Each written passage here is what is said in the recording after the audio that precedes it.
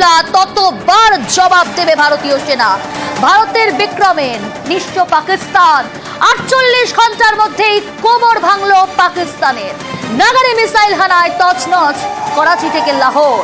করাচি বন্দরের ছবিটা সকাল থেকে দেখাচ্ছিলাম, কি পরিস্থিতি সেখানে, একেবারে ধ্বংসাবশেষ, ধ্বংসস্তূপে পরিণত হয়েছে।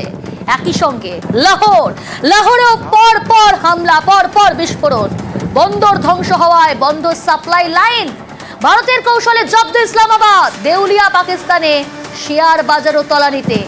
বন্ধু দেশগুলির থেকে ধারের আবেদন ইসলামাবাদের, এমনি ধারে চলে ইসলামাবাদ।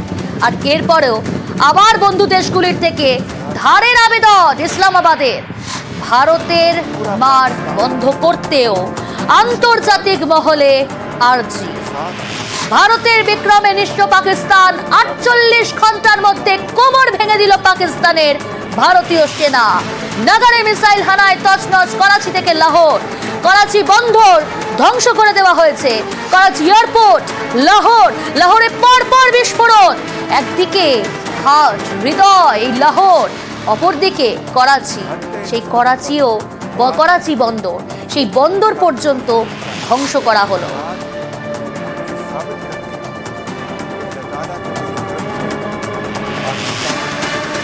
আর এই দেউলিয়া পাকিস্তানে শেয়ার বাজার ও তলানিতে। আরো ডিটেল জানাবো, সহকর্মী অতনু রয়েছে আমার সঙ্গে। অতনু, এমনিতেই হৃদয়ে আক্রমণ, পাকিস্তানের ঘরে ঢুকে আক্রমণ ভারতীয় সেনাদের, কোমরটাই তো ভেঙে গেল এবার। দেউলিয়া পাকিস্তান এমনি ধার দেনা করে চলছিল, আবারও ধারের আবেদন বন্ধু দেশগুলোর কাছে। আর শেয়ার বাজারে তো একটা বিরাট ধস, একেবারে তলানিতে। যখন আমি তোমার সঙ্গে কথা বলছি, এখন যা দেখছি তাতে পাকিস্তানের শেয়ার বাজার নিয়ে নতুন করে আর বলার কিছু নেই, এবং এই ধাক্কা সামনে ওঠা সম্ভব নয়, সেটা পাকিস্তান জানে, পাকিস্তানের বন্ধু দেশগুলো জানে। কারণ প্রথমত এই মুহূর্তে পাকিস্তানের অর্থনীতি একটা জায়গায় আনতে গেলে যেটা করতে হবে সেটা হলো যুদ্ধ বন্ধ করতে হবে। যুদ্ধ বন্ধ করার পরে অন্তত মাস 6 থেকে বছর খানেক লেগে যাবে একটা অন্তত স্টেবল জায়গায় আসতে। সুতরাং সেই অনেক কল্পনা সম্ভব নয় কোনোভাবেই। আর সেজন্য পাকিস্তানের বন্ধু দেশগুলো আস্তে আস্তে পাকিস্তানের থেকে দূরে সরে যাবে। যে কোনো যুদ্ধের মূল কাজই হলো প্রতিপক্ষের সাপ্লাই লাইন বন্ধ করে দাও। তো যেহেতু আকাশসীমা বন্ধ, সেক্ষেত্রে পাকিস্তানকে রসদ যোগাতে গেলে কিভাবে যোগানো হবে? পোর্ট দিয়ে, বন্দর দিয়ে, জলপথে। আর সেজন্য স্ট্র্যাটেজিক্যালি করাচি বন্দরে হামলা চালানো হয়, যাতে পাকিস্তানের বন্ধু দেশটা পাকিস্তানকে জলপথেও সাহায্য করতে এগিয়ে না আসে। চীনের কথা উঠবে, চীনের প্রসঙ্গ উঠবে, কিন্তু এখানে জানতে হবে যে চীনের আগ্রাসী নীতি রয়েছে ঠিকই, কিন্তু আমেরিকার সঙ্গে অর্থনৈতিক যুদ্ধে চীন যেভাবে জড়িয়ে পড়েছে তাতে চীনের পক্ষে ভারতের বিরোধিতা করা খুব একটা কাজের কথা হবে না। একটা নির্দিষ্ট সময় পর্যন্ত ভারত বিরোধিতা করতে পারে বা পাকিস্তানের হাত ধরতে পারে।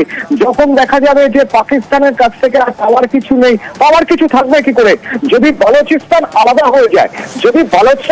হয়ে যায়, ইতিমধ্যেই কোয়েটার দখল নিয়েছে বলে বিভিন্ন সোশ্যাল মিডিয়া জানানো হচ্ছে, তাহলে তো পাকিস্তান থেকে পাওয়ার কিছু নেই চীনের।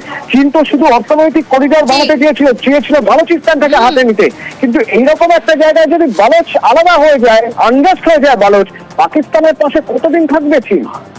ঠিক এই জায়গা থেকে অতনুর সঙ্গে থেকে আমরা এই মুহূর্তে যোগাযোগ করতে পেরেছি আন্তর্জাতিক সম্পর্ক বিশেষজ্ঞ সম্পূর্ণা গোস্বামীর সঙ্গে। সম্পূর্ণ দেবে একটা বিষয়, ভারতের এই বিক্রমে নিঃস্ব পাকিস্তান। 48 ঘন্টার মধ্যেই কোমর ভাঙল পাকিস্তানের। বিমান হানার আশঙ্কায় বন্ধ এয়ার স্পেস, ঘুরপথে আমরা দেখছি। একই সঙ্গে দেউলিয়া পাকিস্তানের শেয়ার বাজার তলানিতে, অর্থাৎ করাচি নৌবন্দরে হামলা আইএনএস বিক্রান্তের, আর এই বিক্রান্তের হামলায় একেবারে নিঃস্ব পাকিস্তান। সহকর্মী অতনু রয়েছে আমার সঙ্গে। অতনু, তোমার প্রশ্ন। সম্পূর্ণ আমি শুধু এটুকু বলতে চাইছি যে পাকিস্তানের বন্ধু দেশ হিসেবে আমরা চীনকে দেখছি, আমরা তুরস্ককে দেখছি, আজারবাইজানকে দেখছি, কিন্তু এই বন্ধু দেশটা বন্ধু কতদিন থাকবে? পাকিস্তানের এখন যে অবস্থা, সেই অবস্থার দিকে যদি আমরা দেখি তাহলে কি মনে হয় এই বন্ধু দেশটা কতদিন আর সহযোগিতা করতে পারবে পাকিস্তানকে? ডুবতে হুই নাই হ্যাঁ পাকিস্তান। সম্পূর্ণ দেখুন, আমাদের পাকিস্তানের বন্ধু দেশ যদি বলি, তাহলে ভারতের সেই জায়গায় চিন্তার কারণ শুধুমাত্র চায়না। কারণ তুরস্ক আর আজারবাইজান তো ছেড়ে দিন, তুরস্ক টু সাম এক্সটেন্ট আমরা দেখেছি পাকিস্তানকে সাপ্লাই করেছে আর্মস দিয়ে, ওয়েপন্স দিয়ে।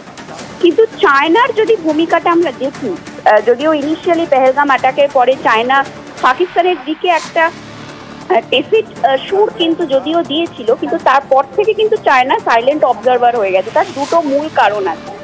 প্রথম কারণ হচ্ছে চায়না যেভাবে এখন নিজের ইউনাইটেড স্টেটসের সঙ্গে একটা ইকোনমিক ওয়ারে জড়িয়েছে, সেই জায়গায় দাঁড়িয়ে চায়নার কিন্তু বুঝতে হবে লার্জেস্ট ট্রেডিং পার্টনার ইন্ডিয়া। যতই আমাদের বর্ডার ইনকারশন থাকুক, আমাদের একটা ভেদাভেদ থাকুক, কিন্তু এটাও বুঝতে হবে ইকোনমিক পার্টনার কিন্তু ইন্ডিয়া চায়না এটা বরাবরই ছিল। কাজে সেই জায়গায় দাঁড়িয়ে কিন্তু চায়না ফট করে কোনো রকম কোনো ভারত বিরোধী কিছু করবে না। সেকেন্ড যে বিষয়টা যেটা আমরা দেখছি বিগত কয়েকদিন ধরে পাকিস্তানে বালোচ লিবারেশন আর্মি যেভাবে অ্যাক্টিভ হয়ে গেছে, সেই জায়গায় দাঁড়িয়ে চায়না কিন্তু যথেষ্ট চিন্তিত যে তাদের চায়না পাকিস্তান ইকোনমিক করিডোর, যেটা মূলত চায়নার ইন্টারেস্ট পাকিস্তানে, সেটাও কিন্তু ধ্বংসের মুখে। এবং সেই জায়গায় দাঁড়িয়ে চায়না কিন্তু এখন একটা জিনিস বুঝতে হবে যে চায়না শুধু অর্থনীতি বোঝে, চায়না টাকা বোঝে। চায়না কিন্তু কখনো অন্য কোনো রাষ্ট্রের হয়ে লড়াই করবে না, তারা যুদ্ধে নামবে না। কাজে সেই জায়গায় দাঁড়িয়ে তুরস্ক, আজারবাইজানকে একেবারেই ইন্ডিয়ার ভয় পাওয়ার কোনো দরকার নেই। চায়না কোনোভাবেই পাকিস্তানের জন্য ইন্ডিয়ার সঙ্গে যুদ্ধ করবে না। ৭১-এর কিন্তু সমীকরণ এখন নেই।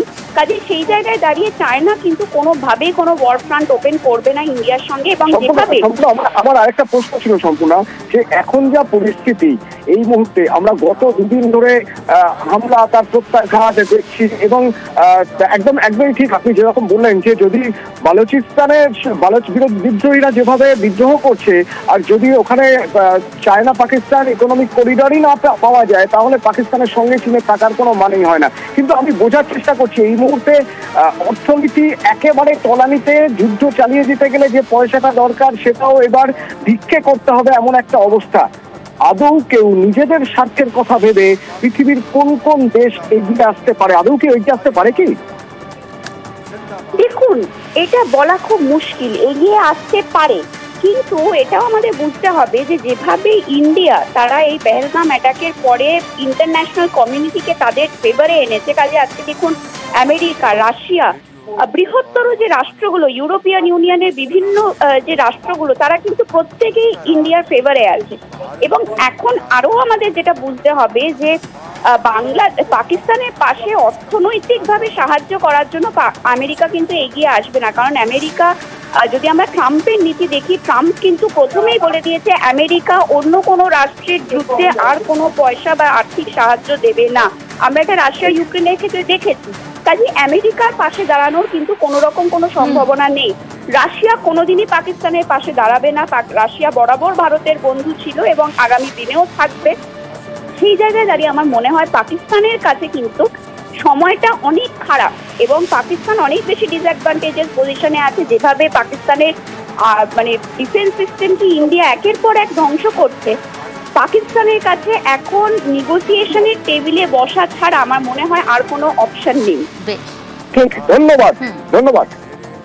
একেবারে অতনু যে কথা বলছিলেন সম্পূর্ণা গোস্বামী, যে এখন নেগোসিয়েশন যে টেবিলে বসা ছাড়া আর কোনো উপায় নেই পাকিস্তানের কাছে।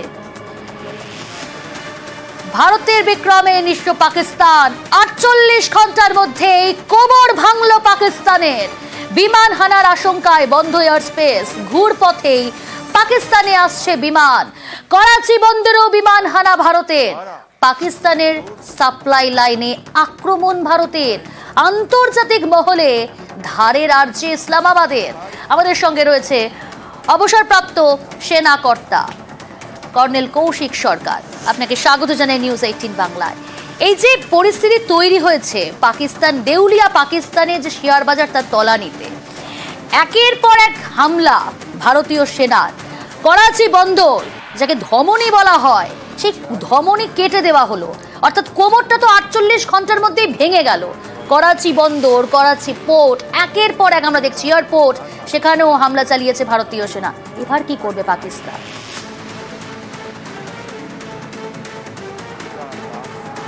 দেখুন, আমরা এখন আমাদের অপারেশন দিয়ে ৪৮ ঘন্টা যেটা দেখলাম, আমরা আস্তে আস্তে এই কদিনে ১৪-১৫ দিন ২২ তারিখের পর থেকে যে আমরা কিন্তু আস্তে আস্তে পাকিস্তানের গলায় নুজটা টাইট করতে শুরু করে দিয়েছি পুরোপুরিভাবে, এবং জাগলার ভেন্টটা আমরা ধরে ফেলেছি, এবং সেই ধরাতে পাকিস্তান কিন্তু এখন ছটফট করছে।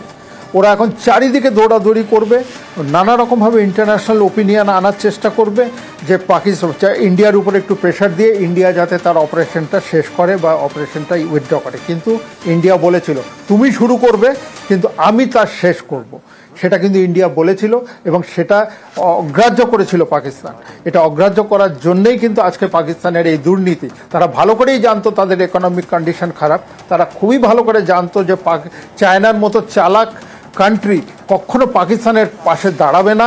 এই মুহূর্তে চায়না অন্যের হয়ে কখনো লড়াই করে না, ও নিজের জন্য করে, নিজের স্বার্থ বোঝে, টাকা বোঝে। যে আপনাদের আন্তর্জাতিক বিশেষজ্ঞ বলছিলেন যে টাকাটি উনি বোঝেন, উনি আর কিছু বোঝেন না। ইন্ডিয়া হচ্ছে বড় মার্কেট, ইন্ডিয়া হচ্ছে ইউরোপের কাছে মার্কেট, ফ্রান্সের কাছে মার্কেট, ইউএসের কাছে মার্কেট, আফ্রিকান কান্ট্রিজের কাছে মার্কেট, একটা সৌদি আরবিয়ার মতো বড় দেশ তার কাছে মার্কেট। আমরা তাদের থেকে ওয়েপন সিস্টেম নিচ্ছি, নানা রকম বিজনেস স্ট্র্যাটেজি তৈরি হচ্ছে তাদের সাথে।